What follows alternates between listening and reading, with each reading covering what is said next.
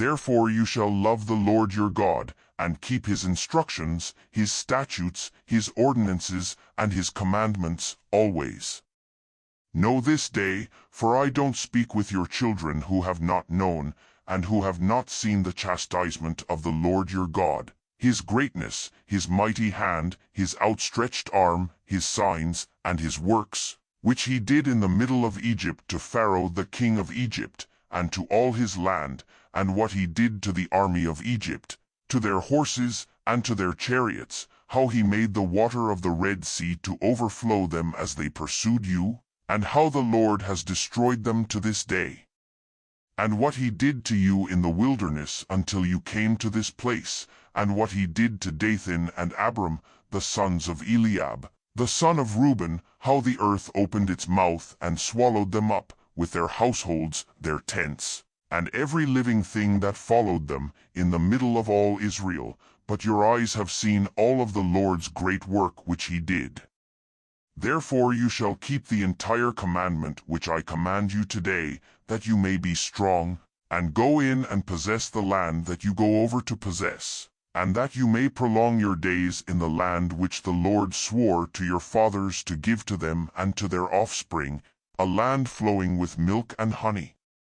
For the land where you go in to possess isn't like the land of Egypt that you came out of, where you sowed your seed and watered it with your foot, as a garden of herbs. But the land that you go over to possess is a land of hills and valleys which drinks water from the rain of the sky, a land which the Lord your God cares for. The Lord your God's eyes are always on it, from the beginning of the year even to the end of the year. It shall happen, if you shall listen diligently to my commandments which I command you today, to love the Lord your God, and to serve him with all your heart and with all your soul, that I will give the rain for your land in its season, the early rain and the latter rain, that you may gather in your grain, your new wine, and your oil. I will give grass in your fields for your livestock, and you shall eat and be full. Be careful, lest your heart be deceived, and you turn away to serve other gods and worship them, and the Lord's anger be kindled against you, and he shut up the sky so that there is no rain, and the land doesn't yield its fruit, and you perish quickly from off the good land which the Lord gives you. Therefore you shall lay up these words of mine in your heart and in your soul. You shall bind them for a sign on your hand, and they shall be for frontlets between your eyes. You shall teach them to your children, talking of them when you sit in your house, when you walk by the way, when you lie down, and when you rise up. You shall write them on the doorposts of your house and on your gates, that your days and your children's days may be multiplied in the land which the Lord swore to your fathers to give them, as the days of the heavens above the earth.